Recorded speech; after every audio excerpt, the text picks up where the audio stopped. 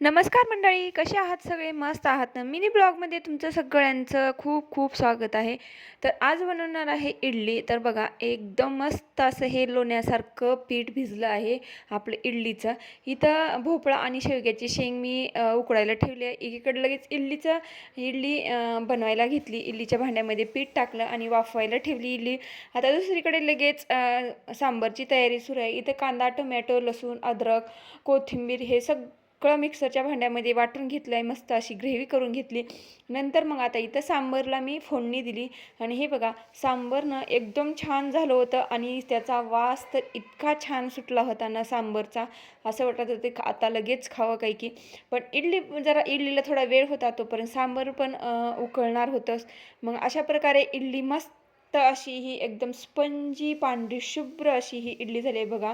किती छान एकदम हातानं बघा ना, मस्त अशी ही एकदम छान इडली झालेली आहे. आता सांबारसोबत मी इडली मस्त अशी ही एन्जॉय करते. मग काय, दिवसभर इडलीचा नाश्ता, दुपारी डोसे खाल्ले आणि नंतर